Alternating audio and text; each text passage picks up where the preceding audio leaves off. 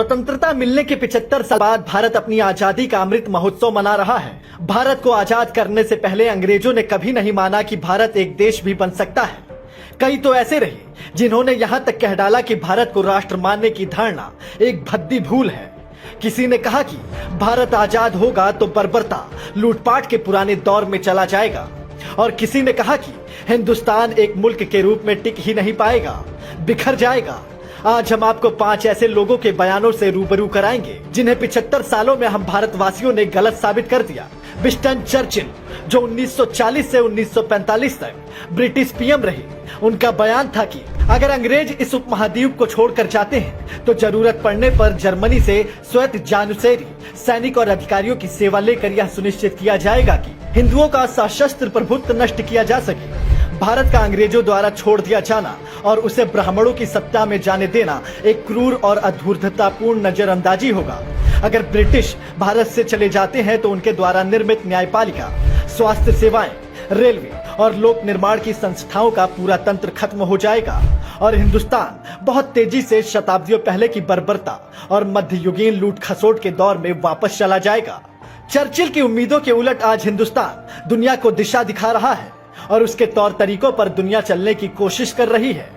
अब बात करते हैं सर जॉन स्ट्रेची की, जो 1889 में ब्रिटिश भारत के गवर्नर जनरल के काउंसिल मेंबर थे। स्ट्रेची का कहना था कि भारत राष्ट्र का कभी भी अस्तित्व नहीं था, न ही यूरोपीय विचारों के मुताबिक कोई ऐसी भौतिक, राजनीतिक, सामाजिक या धार्मिक रूप से एकीकृत अवधारणा ही मौजूद थी। अतीत में भारतीय राष्ट्र नाम की कोई चीज नहीं थी, न ही भविष्य में उसके ऐसा होने की संभावना है।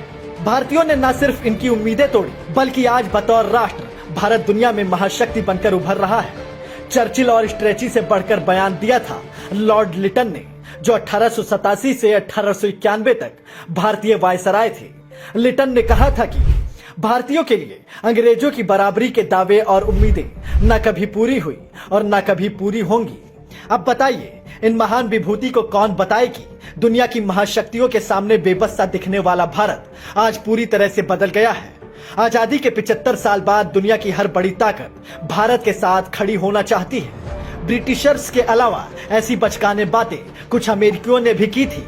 मशहूर राजनीतिक विचारक रॉबर्ट डाहल ने कहा था कि हिंदुस्तान की स्थिति को देखते हुए ये कहना बिल्कुल असंभव लगता है कि यह देश लोकतांत्रिक संस्थाओं को आगे बढ़ा पाएगा। यहाँ किसी तरह की अनुकूल परिस्थितियां नहीं है। डल तो ढलते सूरज के साथ इस दुनिया से चले गए। अगर रहते तो देखते कि कैसे भारत का लोकतंत्र कितना भव्य और विराट हो चुका है। आखिर में बात करते हैं एजेपी टेलर की, जो ब्रिटिश इतिहासकार थे। टेलर का कहना था कि क्या हिंदुस्तान एक मुल्क के रूप में रह पाएगा या बिखर जाएगा।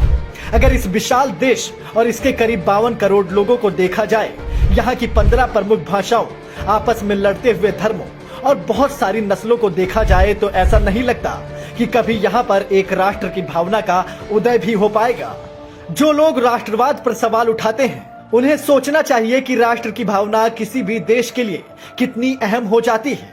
राहुल गांधी ने बीते दिनों भारत को एक राष्ट्र नहीं बल्कि राज्यों का संघ बताया था। राहुल गांधी का ये बयान ठीक उसी तरह का था जैसा चर्चिल से लेकर टेलर ने दिया था, लेकिन 130 करोड़ देशवासियों ने मिलकर सभी बयानों को गलत साबित कर दिया।